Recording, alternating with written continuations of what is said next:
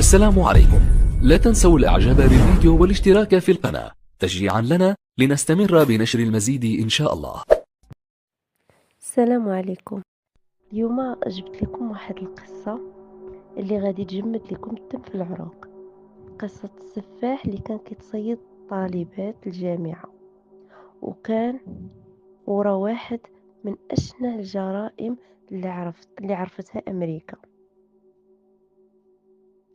غادي نهضروا اليوم على داني رولينغ، الشاب اللي تحول لوحش بشري وخلى الرعب يعم في مدينة غينزفيل في فلوريدا في صيف 1990. داني تزاد 1954 في ولاية لويزيانا. من صغره وهو كيعاني مع الأب ديالو اللي كان شرطي صارم وكيتعامل معاه بالعنف والقساوة. عمر داني ما حس بالحب ولا الحنان، وحتى الأم ديالو كانت كتعيش نفس الرعب وكتهرب بعض المرات من الدار بسبب المعاملة الوحشية ديال الزوج ديالها. من الصغر ديال داني كان منطوي وكيهرب من الواقع ديالو بالرسم والغناء، ولكن المشاكل النفسية كانت كتزيد تكبر فيه من الداخل، خصوصا مع التجارب السيئة اللي دازت عليه في الصغر ديالو.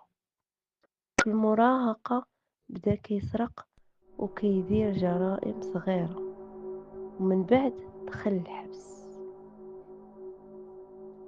في صيف 1990 داني وصل لمدينة غاينزفيل. كان عنده هدف واحد اللي هو القتل. الضحايا ديالو كانوا 5 طالبات جامعيات، كلهم كانوا شابات في عمر الزهور. الطريقة اللي تقتلوا بها كانت وحشية ومروعة. داني ما كانش غير كيقتل، لكن كان كيمارس طقوس مرعبة من بعد الجريمة ديالو. كيشوه الجثث وكيخليها في وضعيات باش تزيد الرعب في الناس.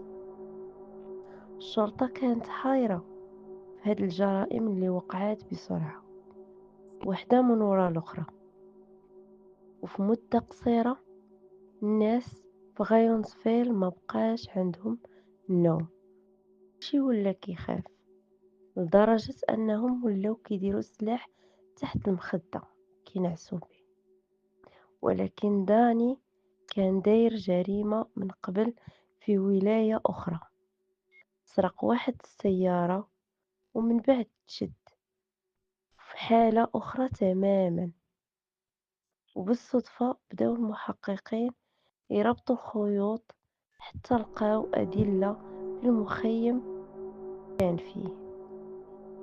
هاد تسجيلات صوتية ديالو، كراسة كيهضر فيها على الجرائم اللي دار. المحكمة حكمت عليه بالإعدام، وفي 2006 تنفذ الحكم. والمثير في الأمر هو أنه داني رولينغ كان كيغني قبل الإعدام ديالو. غنى أغنية ديال الإنجيل قدام الناس كاملين. القصة ديال داني رولينغ كتبين لنا كيفاش الطفولة القاسية والأمراض النفسية ممكن تحول إنسان عادي لوحش، وكيفاش الرعب ممكن ينتشر في مدينة كاملة بسبب شخص واحد. كنتمنى أن هاد القصة تكون عجباتكم والطريقة باش حكيتها تكون مزيانة، وهاد القصة راه قصة حقيقية. القصة ديال اليوم هي قصة واقعية ومرعبة وقعت في اليابان. العنوان ديالها الشيطانة ديال الشقة 302، الجريمة اللي هزات اليابان. في طوكيو، بلاد الهدوء والنظام، كاينة شقة رقم 302 في عمارة عادية. ولكن هاد الشقة بات سر خطير، سر ديال مرا دارت جريمة ماشي بحال أي الجرائم. الناس بقاو سنين كيحاولوا يفهموا شنو وقع فعلا في هاديك الشقة، وشنو اللي خلى هاد المرا تولي شيطانة حقيقية. في نهار 20 مارس 2008 واحد السيدة ساكنة في الطابق اللي تحت الشقة 302 بدات كتشم شي روايح غريبة وخايبة بزاف.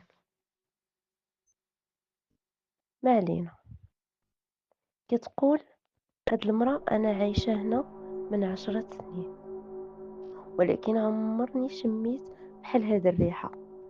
كنت كنفكر نمشي نشوف ولكن خفت، خصوصا أن الجارة ديال 302 ما بقاتش كتبان ليا.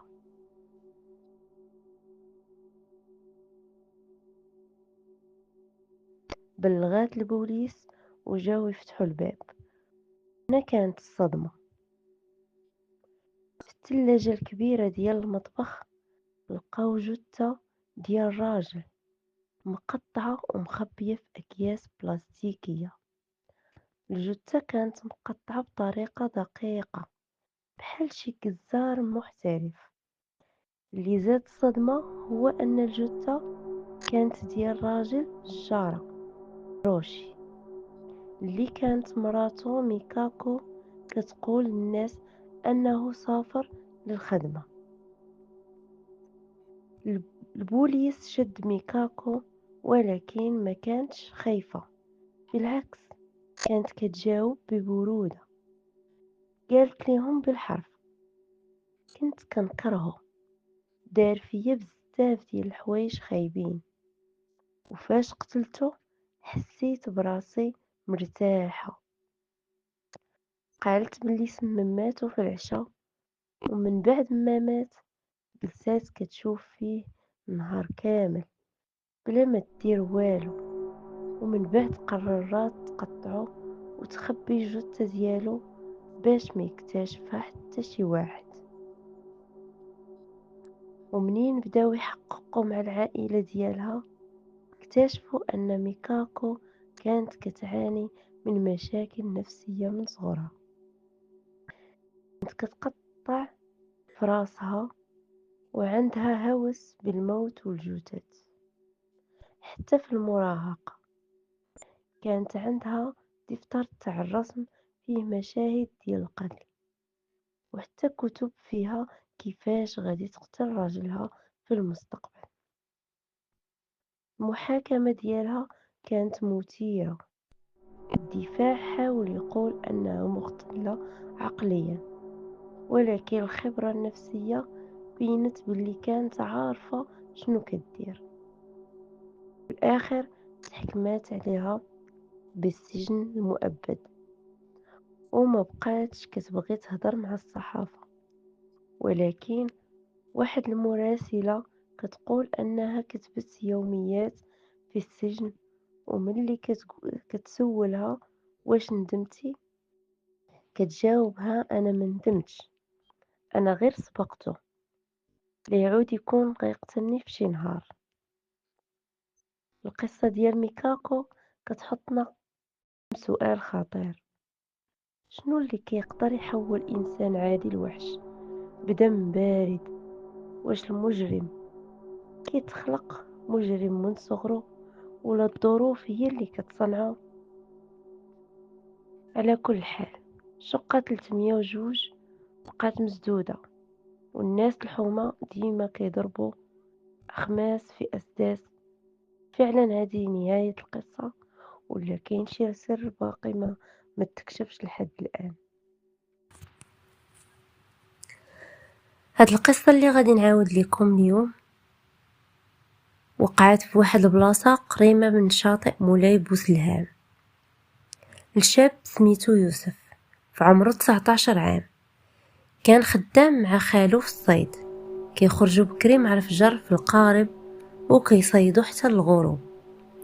في واحد النهار الجو كان عادي، ولكن البحر كان ساكت بزاف، ساكت بطريقة غريبة، حتى يوسف بدا كيحس بشي برد كيضربو في الظهر ديالو رغم ان الشمس كانت طالعة. فاش قربات العشية يوسف كان كيجمع الشباك وبدا كيسمع صوت مرا كتغني وسط البحر. الصوت كان رقيق وكيجبد بحال السحر. شاف في خالو قال ليه كتسمع شي حاجة؟ خالو قال ليه ما كاين والو، جمع الشبكة وسكت. ولكن يوسف ما قدرش يقاوم الصوت، كان كيقرب وكيقول في ودني يوسف نزل لعندي راك ديالي. وشاف في الماء وشاف وجه مرة زوينة بزاف، شعرها طويل وكتضحك ليه.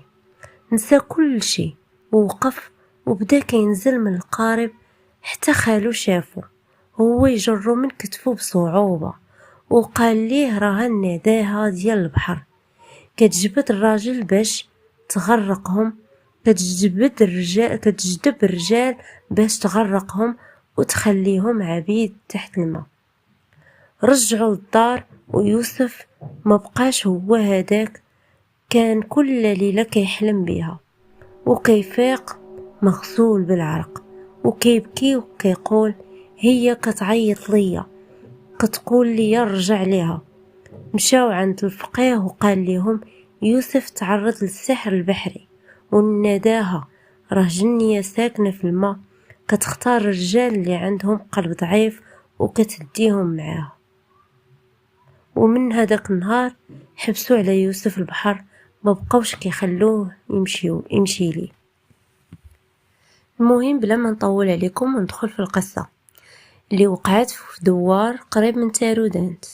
المرأة شابة سميتها نادية، كانت زوينة ومربية مزيان وكانت عايشة مع راجلها مصطفى بحالهم بحال كاع الناس، ما كان ناقصهم حتى شي خير، ولكن ما كانش مكتب لهم الله يولدوا الولاد.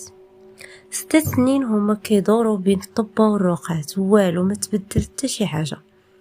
مع الوقت بدات المشاكل بيناتهم، ولا مصطفى كيشك فيها وكيقول لها ياك ما نتيا مسحورة.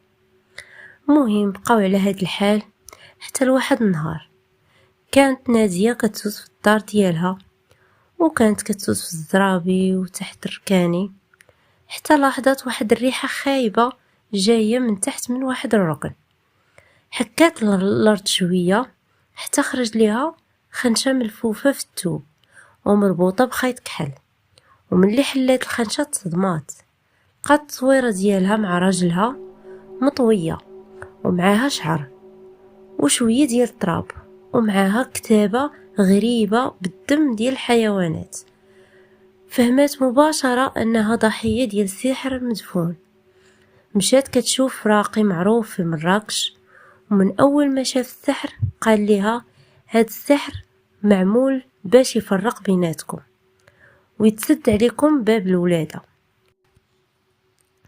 ومخدوم عند قبر ميت باش يزيد في الفعالية ديالو. شوية ويقول لها شي حد من العائلة حاقد عليك وباغي يخسرك حياتك، خاصنا نحيدو هاد السحر ونبطلوه ولا غادي يزيد يدمركم. بدات الرحلة ديال العلاج، الرقية والصيام وماء مقروء. المهم السحر تحرق، ولكن الغريب هو ان السيدة اللي شكات فيها نادية مالين الدوار لقاوها ميتة بطريقة غريبة. بعد ايام لقاو وجهها مسود يعني كحل، ويديها مقبوضة شادة يديها مزيان بحال الا كتشد شي حاجة. الناس قالوا بلا راه السحر رجع ليها في وجهها وكحل ليها وجهها، حيت السحر الاسود كيرجع على مولاه. ومن داك النهار نادية ومصطفى صلحوا حياتهم، وبقات هاد القصة كترعب الناس ديال الدوار، خصوصا من اللي كيعرفوا شحال من واحد كيتلاعب بالسحر بلا ما يعرف العواقب ديالو. هاد القصة اللي غنعاود لكم اليوم هي قصة واقعية وقعت في مدينة اسفي لواحد البنت شابة كانت سميتها سلمى. العمر ديالها 22 عام، كانت بنت زوينة ومؤدبة وقارية. كانت كتعيش حياة عادية حتى بداو يوقعوا لها شي أحداث غريبة. كتحس بشي حد كيتبعها في الدوش، وكتحس بشي يد كتحكها في الليل، وكيتشنج عليها الجسم ديالها بدون سبب. الأم ديالها شكات في راسها، مشات بها للطبيب، والطبيب قال لهم باللي الدرية راه ما فيها والو من غير إلا كان عندها شي توتر. ولكن سلمى كانت كتعاني بزاف، حتى بدات كتقول لامها ماما راه كنفيق وكنلقى شعري محلول، وكنحس بلا بحال شي حد يقول لي بصوت خفيف انا ديالك وما غاديش نخليك. الام تصدمات وجابوا ليها راقي معروف في اسفي. من اول ما بدا يقرا على سلمى تشنجات وطاحت للارض، وبصوت غريب قالت انا سكنتها مني كانت صغيره، عشقتها وما غاديش نخرج، ماشي اي جني، انا جني عاشق.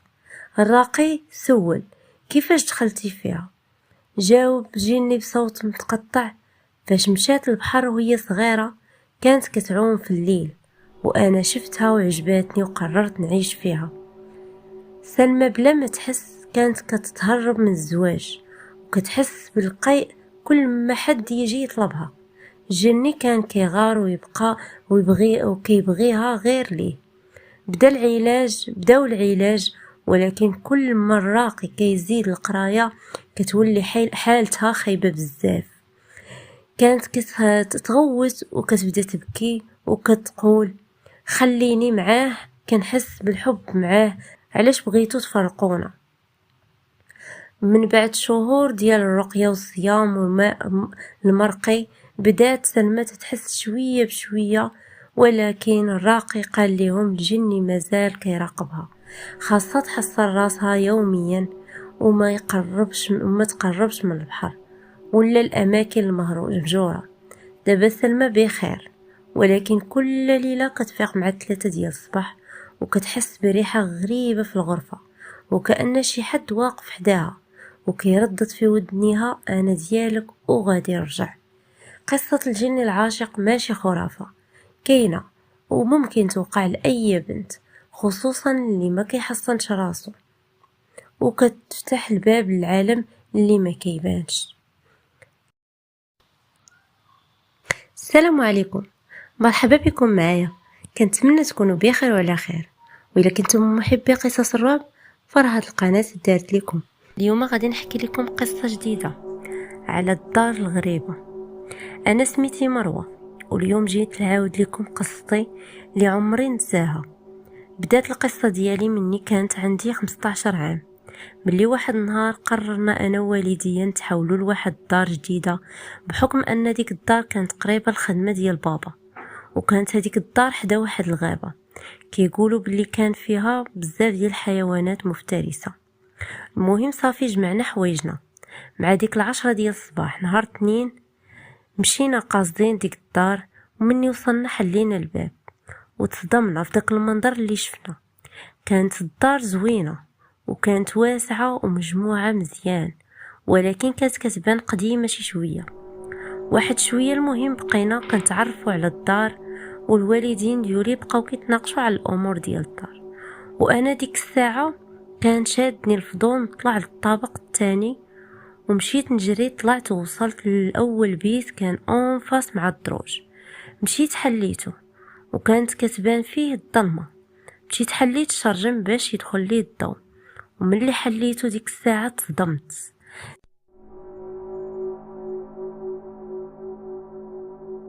باللي شفت شي كلمات ما مفهومينش مكتوبين في الحيط، وكانوا مكتوبين باللون الاحمر بحال الا مكتوبين بالدم. انا الصراحه مني شفت داكشي تخلعت، نزلت لتحت عند ماما وبابا وكاع داكشي اللي شفتو قلتو ليهم. هما تيقوني وطلعوا كيجريو معايا، وملي وصلنا للبيت لقينا الحيط خاوي وما مكتوب فيه والو. قالت لي يا ماما بنتي فينا هو داكشي اللي قلتيني عليه؟ قلت لهم ما عرفتش. قال لي يا بابا غادي تكوني غير كتخيلي ابنتي، سيري ارتاحي حيتاش غتكوني ما نعستيش البارح. جاوبتهم انايا لا راني ما كنتخيلش، انا راني متاكده متأكدة من هادشي اللي كنقول. جاوبتني ماما قالت لي شوفي يا بنتي، انا راه متأكدة باللي راكي غير كتخيلي، سيري ارتاحي شوية.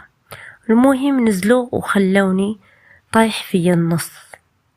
ايوا وصل الليل ونعست في واحد البيت اللي كان كيطلع على ديك الغابة اللي هدرت لكم عليها، ووالديا نعسو في واحد البيت اخر. ايوا مني نعست ضرباتني الفيقة مع ديك 2:30 تاع الليل على الصوت ديال ماما كيعيط ليا، ونط من بلاصتي وخرجت من البيت ومشيت قاصده بيت ماما وبابا. ايوا ملي دخلت لبيتهم تما تفاجأت بان ماما ناعسه. ويلي، شكون كان كيعيط ليا قبيله؟ لا ما يمكنش، هذيك غتكون غير ماما عيطات ليا ومني ما سمعتهاش داتها عينيها ومشات نعسات. المهم مشيت فيقت ماما وقلت لها واش نتيا اللي كنتي كتعيطي ليا؟ صافي قالت لي لا بنتي انا راني ما عيطتش لك. قلت لها ويلي يا ماما راني سمعت الصوت ديالك من البيت وانتي كنتي كتعيطي ليا وبسميتي. قالت لي لا بنتي انا راه ماني عيطتش لك، شفتك هاد الايام وليتي غير كتخيلي بزاف. صافي قلت لها انا ماما راني اللي شفتكم وليتو ما كتطيقونيش.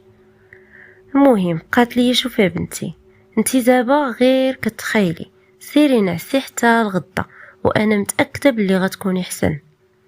صافي خرجت من البيت ومشيت وراسي عامر كله اسئله، شكون غيكون كيعيط ليا زعما؟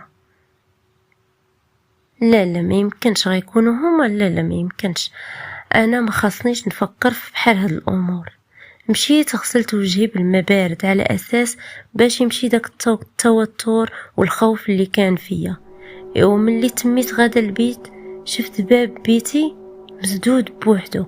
كيفاش؟ ياك انايا حليتو مني مشيت نغسل وجهي، كيفاش حتى تسد؟ مهم بقيت غادا بشويه عليا ومشيت حليت الباب، وملي دخلت ما لقيت والو. كيفاش؟ شكون غيكون سد الباب؟ زعما يكون شرجم، ولكن راه الشرجم مسدود. مهم مشيت لبلاصتي وبقيت كنفكر غير في داك الصوت اللي كان كيعيط ليا بسميتي قبيله. بقيت كنفكر حتى داتني عيني. انا مني وصل الصباح فقت ولقيت ماما وبابا ما كاينينش في الدار، فين غيكونوا مشاو؟ هزيت التليفون ديالي ومن بعد صونيت ليهم شويه وهي تجاوبني ماما. قالت لي الو بنتي اش كاين؟ قلت لها فينكم؟ فين مشيتو نتيا وماما؟ قالت لي راني مشينا للدار القديمه باش نجيبوا الاثاث اللي باقي فيها. المهم قلت لهم ما تعطلوش بزاف. صافي قطعت ومشيت كنتمشى شويه في الجرده اللي حدانا. شي شويه وهي تبان ليا واحد الدار صغيره وسط الغابه كتبان من بعيد، كانت كتبان بحال شي كوخ. شكون غيكون تما عايش في ديك الدار؟ مشيت قربت حدا ديك الدار شويه وانا نبدا نسمع واحد الصوت غريب جاي من الداخل، ومن قوه الرعب داك الصوت انا مشيت كنجري للدار، دخلت وسديت عليا الباب. من بعد طلعت لبيتي وبقيت كنشوف داك الكوخ من بعيد. ايوا دازت ديك الساعتين هو يجيني الملل. مشيت بقيت كنتفرج في التلفازه حتى داتني عيني وفقت مع ديك 8 تاع العشيه. واش انا بقيت ناعسه هادشي كامل؟ نط من بلاصتي وانا نسمع عاوتاني تليفوني كيصوني، وملي جاوبني بابا قال لي شوف يا بنتي حنا اليوم ما غنقدروش نجيو حيت راه طاحت الظلمه، بحكم ان دارنا القديمه كانت بعيده بزاف علينا على الدار الجديده. المهم جاوبتهم قلت ليه صافي يا بابا واخا كنت خايفه نبقى بوحدي في الدار حيت مازال ما ولفتهاش، ولكن حاولت ما نبينش ليهم. ايوا صافي مع قطعت الخط شويه وانا نسمع عاوتاني واحد الصوت غريب، وهاد المره كان قريب من الدار. مشيت تشجعت وحليت الباب، ما لقيت والو وما كيبان ليا والو. من بعد شعلت الضو ديال التليفون وهو يبان لي واحد الحيوان غريب الصراحه، ما عرفتو واش حيوان ولا انسان ولا جن.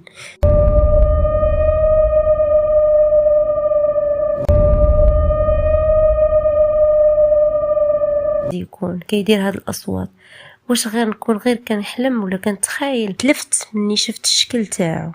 المهم ما شفتو مشيت ليه نيشان وبقيت كنجري عليه، ولكن والو ما بغاش يمشي. شويه وانا نقول يا ربي السلامه، اش غادي ندير مع هاد الشيء؟ دابا اعوذ بالله من الشيطان الرجيم. ومع قلت هاد الجمله وهو يمشي غبر كيجري جهه الغابه. والصراحه ما عرفتش امتى اختفى في لمح البصر. انا الصراحه تخلعت ومشيت دخلت للدار وسديت عليا ومشيت باش نتلاه شويه بالتليفون. وما عرفتش عاوتاني امتى داتني عيني، وفي نص تاع الليل ضرباتني الفيقه مع ديك 3 ديال الصباح على شي اصوات في التحت ديال الدروج. صراحه تخلعت بزاف ملي سمعت دوك الاصوات في التحت تاع الدروج. في الاول قلت بلي اكيد غنكون غير كنحلم عاوتاني، ولكن دوك الاصوات كيتعاودوا مرارا وتكرارا. هنا تشجعت وحاولت ننزل باش نشوف شكون اللي كيصدر دوك الاصوات. وملي نزلت لتحت تما ما لقيت والو. شكون غادي مع جيت نطفي الضو وهو يطيح واحد الطابلو كان معلق في الحيط. خلعني هادشي. مهم مشيت عاودت علقته في بلاصتو، ومع علقته بديت كنسمع الدقان في الباب. شكون غيكون كيدق عليا في هذا الوقت؟ تخلعت بزاف ومن قوه الخلعه ما بقيتش عارفه اشنو ندير. واش نمشي جهه الباب؟ وحاولت نشوف شكون كيدق ولكن والو. كل مره كيتزاد عدد الدقات ديال الباب. انا شدني الرعب والخوف والارتباك، ما بقيت عارفه اشنو ندير، واش غنحل ولا لا. المهم بقى الدقان مستمر في الباب. واحد اللحظه جمعت الشجاعه ديالي كامله وبغيت نحل الباب. ولكن قبل من هاد الشيء مشيت هزيت واحد الموس من الكوزينه، زعما الا كان شي خطر نقدر ندافع بيه على راسي. مشيت حدا الباب ومع حليته لقيت ماما وبابا. ويلي قلتوا لي غتبقاو حتى الغدا. مهم جاوبني بابا قال لي بنتي، قلنا لك غادي نبقاو ولكن ماماك بقات مشوشه عليك. قالت لي يا ماما بنتي راه عرفتك غادي تخافي انك تبقاي بوحدك في الدار جديده ومن الفوق وحده الغابه. جاوبتها قلت لها الصراحه كنت خايفه بزاف، كنت خايفه نبقى بوحدي هنايا خصوصا في هاد الدار الغريبه بحال هادي. قالت لي يا ماما كيفاش غريبه؟ قلت لها ماما دار غريبه، كل دقيقه كنسمع صوت في شكل باينه هاد الدار مسكونه. قال لي يا بابا لا بنتي ما تفكريش هكا، ما تفكريش في هاد الشيء. مهم بقيت ساكته وما قلت والو. صافي قالت لي ماما صافي بنتي سيري طلعي تنعسي في بيتك حتى الغدا ونقادو هاد الاتات اللي باقي لينا. المهم مشيت لبيتي ونعس. الصراحه ما بقاش فيا داك الخوف اللي كان قبل. المهم وصل الصباح فطرنا مجموعين ونضنا باش نقادو دوك الاتات في بلاصتو. شويه قالت لي يا ماما بنتي شوفي سيري جيبي لينا شويه ديال الحطب من الغابه، بحكم الغابه راها قريبه لينا وبحكم ان المدفأة كانت عندنا تما. المهم خرجت عادي وبقيت كنتمشى حتى وصلت للغابه اللي كانت قريبه للدار. صافي بديت كنجمع الحطب شويه وهو يبان لي الكوخ المهجور اللي شفتو داك النهار واللي سمعت فيه دوك الاصوات الغريبه. بقيت كنشوف فيه وما بغيتش نحيد عينيا من عليه، وكنت كنحس بحال شي واحد كيراقبني فيه من ديك البلاصه. واحد اللحظه وهو يتحرك داك الباب بوحده. صراحه تخلعت في ديك اللحظه وما عرفتش واش نهرب ولا ندخل ولا نوقف في بلاصتي. تخربقت تاع بصح شويه وانا نحس بحال شي حد كيجرني لداخل تاع داك الكوخ، وما حسيت براسي حتى لقيت راسي داخل الكوخ. دورت راسي للجهه الاخرى وما يبانوا لي شي طلاميس غريبه مكتوبين في الحيط. بلاتي هاد الكلمات اللي مكتوبين هنايا نفسهم اللي لقيتهم في البيت اللي في دارنا اول مره، ولكن شنو العلاقه بين ديك الدار وهاد الكوخ؟ تخربقت ديال بصح. خرجت من داك الكوخ ومشيت كنجري للدار، وفي العشيه جلسنا كنتعشاو. بقينا كنتعشاو وانا بقيت كنفكر غير في ديك الكتبه اللي لقيت في داك الكوخ. شي شويه بدينا كنسمعوا الدقان في الباب. مشات ماما حلات. انا كنتفاجئ فاش كتلقى مرا لابسه كلشي كحل. انا مع شفتها قفزت من بلاصتي. قالت لماما عافاك راه بغيت نبات عندكم في هاد الليله حيت الشتا كتصب وانا ما عنديش فين نبات هاد الليله. قالت لها ماما مرحبا. دخلات وجلسات معانا في الطبله ورحبنا بها، ولكن انا كانت الصراحه ما كتبانش ليا مزيانه. يعني الطريقة باش كانت كدوي كانت غريبة وفي شكل. المهم جلسنا حتى تعشينا ونضنا باش نمشيو لبيتنا. مشيت انا لبيتي شي شويه وهي تجي لعندي ماما وقالت لي يا بنتي هاد المره غادي تبات عندك هاد الليله حيتاش مازال ما فرشناش البيوت الاخرين، وحيتاش انا كان في بيتي جوج ناموسيات. صافي هي دخلات ونعسات في بلاصه وانا في بلاصه. ايوا صافي نعسنا كاملين. فاش وصلت ديك الجوج تاع الليل ضرباتني الفيقه ويلا نط من بلاصتي باش نمشي نشرب، وتما كنلقى ديك الناموسيه خاويه، يعني ما ناعس فيها حتى شي واحد. كيفاش؟ ياك هنا كانت ناعسه ديك المراه. نط من بلاصتي مشيت جهه الباب، حليته ونزلت لتحت وتما لقيتها واقفه في الكوزينه. ما فهمت والو الصراحه اش كدير هذه هنايا في الكوزينه في هذا الوقت. دخلت الكوزينه وانا نقول لها اش كديري هنايا لاله. المهم بقات ساكته. قربت جيتها وهي تقفز من بلاصتها. جيت باش نشرب حيتاش وهي تجاوبني، قالت لي جيت باش نشرب حيتاش فيا العطش. صافي قلت لها حتى انا بحالك. ايوا شي شويه وانا نشوف واحد الكتاب في يديها. سولتها ديالاش هاد الكتاب؟ قالت لي لا والو، ما ديال والو. شربات ومشات طلعات الفوق. المهم طلعت حتى انايا الفوق ودخلت لبيتي ولقيتها ناعسه في بلاصتها. المهم نعست حتى انا. فقت في الصباح لقيتهم حاطين الفطور وجلست معاهم عادي وفطرنا شويه وهي تقول ديك المراه سمحوا لي بزاف الا زعجتكم البارح. قالت لها ماما لا عادي الا بغيتي تقدري تباتي عندنا حتى اليوم. جاوبتها المراه قالت لها لا صراحه صدعتكم البارح، اليوم بلاش ما واخا ما عندي فين نبات. صافي قالت لها ماما الا ما عندك في تباتي تقدري تباتي عندنا اليوم ماشي مشكل. صافي المراه شكرتها بزاف. المهم فطرنا وكل واحد ناض البيت، بقينا غير انا وديك المراه في الطبله. شويه وانا نقول لها يلا تفكرت ديالاش داك الكتاب تاع البارح اللي كنتي هازاه. جاوبتني هذاك غير كتاب تاعي كنقراه بعد المره. من بعد ما جاوبتني ناضت من الطبله.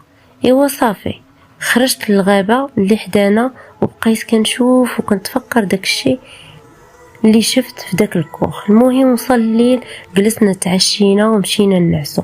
طلعت لبيتي وتما لقيتها جالسه فوق الناموسيه وهزه داك الكتاب ومع حليت الباب سدات داك الكتاب وخباتو. قلت لها مالك علاش ديتي الكتاب؟ قالت لي لا غير جاني النعاس وصافي. قلت لها واخا ايوا تصبحي على خير. وصلت 3 تاع الليل وفقت حيتاش كنت حاسه بالبرد ونط من بلاصتي ولقيت الشرجم محلول. مشيت باش نسدو تما لقيت ديك المراه واقفه حدا باب ديال الدار. خرجت من البيت ونزلت لتحت وصلت حدا الباب وما لقيتهاش. هزيت راسي وانا نشوفها غاديه جهه الغابه. وفاش شفتها غاديه جهه الغابه قلت مع راسي ياك ما هادي باغا تمشي في حالها. مشيت تبعتها بقات كتمشى وانا تابعاها حتى وصلت لداك الكوخ ووقفات. وانا نسول راسي ولكن هادي علاش وقفات بالضبط حدا هاد الكوخ اللي باين عليه مسكون؟ شي شويه وهي تدخل لداخل. الصراحه خفت في بلاصتها، ولكن هي كيفاش دخلت لداخل ياك ما باغا تبات تما وما فخبارهاش باللي داك الكوخ خايب. المهم مشيت تبعتها. طليت غير بشويه وانا نتصدم في داك المنظر اللي شفت. بانت ليا ديك المراه جالسه حدا واحد النجمه سداسيه، وديك النجمه بالضبط كتعلق بالسحر والشعوذه، وهزه داك الكتاب اللي كنت ديما كنسولها ديالاش، وحداها شي شموع. انا ديك الساعه ما بقيت عارفه شنو غادي ندير. تصدمت في بلاصتي، قررت نرجع في حالي. ومع الخطوه الاولى حسيت بشي يد فوق كتفي. فاش لقيتها هي. وقفت في بلاصتي ما بقيت عارفه شنو ندير. قالت لي اشنو كديري هنا؟ شنو جابك هنايا؟ المهم قلت لها خليني نمشي بحالي، حيدي يديك من عليا. قالت لي لا مادام انتي شفتيني شنو كندير ما غاديش نخليك تمشي. المهم قلت لها طلقي مني السحاره، يعلم الله لمن بغيتي تخربقي حياته. هي تبدا تضحك.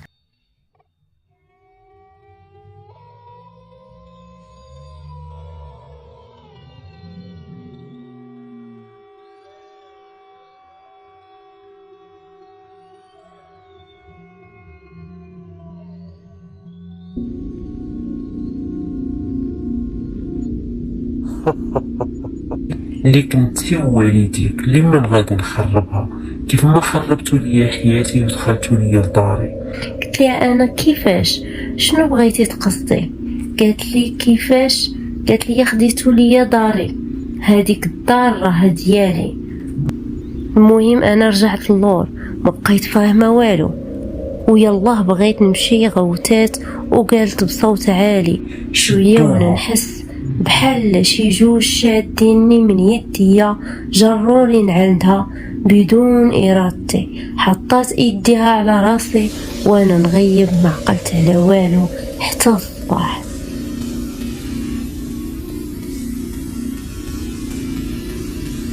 مهم وصلت الصباح، ناضت ماما وجات جهة بيتي باش تفيقني، ولكن تصدمات فاش ما لقاتنيش.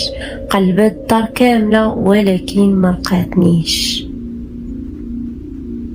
خرجت هي وبابا، لقاو واحد السيدة هي اللي بقاو تابعينا حتى للغابة، ووصلوا حتى داك الكوخ تما غيدخلوا غادي يلقاوني مربية. بدات ماما كتفيق فيا وهي مخلوعة، نط من بلاصتي وانا ندفعها. من بعد بديت كنغوت عليهم، كنقول لهم بعدوا مني، نتوما خديتوا ليا داري وسكنتوا فيها، وانا غادي ننتقم منكم بثلاثه، نتوما بجوج وبنتكم. ماما بدات كتبكي وكتقول مالها، مال بنتي، اشنو واقع عليها؟